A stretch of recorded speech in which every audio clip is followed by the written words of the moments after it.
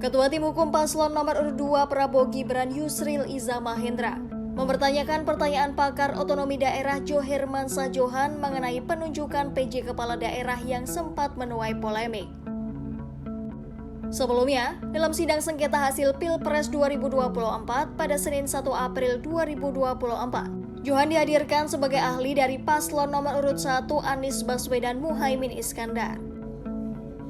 Awalnya, Johan menyebut bahwa para pakar pernah menyarankan Jokowi untuk memperpanjang masa jabatan kepala daerah hingga gelaran Pilkada 2024. Model ini dinilai lebih baik ketimbang Presiden menunjuk PJ kepala daerah untuk mengisi kekosongan jabatan sampai pemungutan suara Pilkada digelar pada November 2024. Menurut Johan, perpanjangan masa jabatan kepala daerah mungkin dilakukan dengan merevisi Undang-Undang Nomor 10 Tahun 2016 tentang Pilkada. Akan tetapi Johan mengatakan bahwa Jokowi mengabaikan saran tersebut. Jokowi justru memutuskan untuk menunjuk sendiri sejumlah PJ kepala daerah untuk mengisi kekosongan jabatan sampai Pilkada 2024 digelar. Johan menilai pengangkatan PJ kepala daerah dari kalangan ASN yang notabene adalah pegawai negeri di daerah otonom memiliki banyak sekali kelemahan. Penunjukan PJ kepala daerah oleh Jokowi juga dinilai menguntungkan Prabowo Gibran pada Pilpres 2024. Menanggapi hal ini, Yusril menyebut seandainya masa jabatan kepala daerah diperpanjang, Anies Baswedan dan Ganjar Pranowo tak bisa mencalonkan diri sebagai presiden pada Pilpres 2024. Sebab Anies menjabat sebagai Gubernur DKI Jakarta dan habis masa jabatan pada tahun 2022. Sedangkan Ganjar mengakhiri masa tugasnya sebagai Gubernur Jawa Tengah pada 2023. Lalu Johan menjawab pernyataan Yusril tersebut dengan mengatakan hal itu bukan persoalan rumit.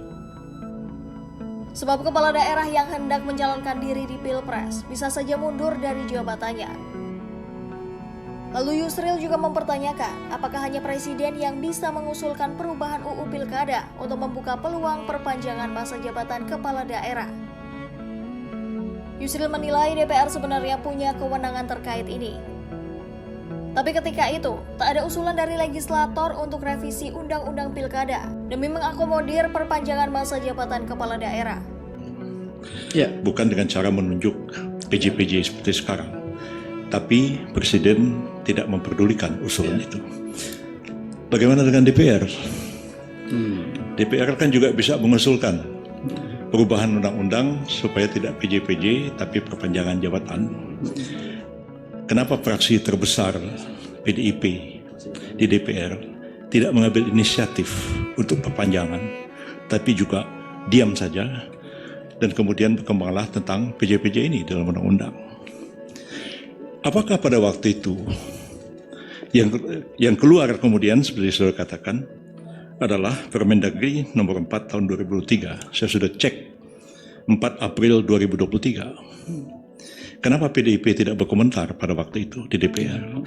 Apakah mereka sebenarnya juga punya konspirasi membiarkan ini kepada PJ-PJ hanya dengan Permendagri karena hitungannya pada waktu itu akan menguntungkan mereka? Apakah karena tak terbayangkan bahwa Presiden Jokowi itu akan berbalik politiknya mendukung paslon 2 seperti sekarang? Johan menyebut DPR memang punya wewenang untuk mengusulkan revisi undang-undang. Akan tetapi menurutnya, pemerintah sebagai lembaga eksekutif lebih memahami perkembangan dan persoalan terkait pemilu.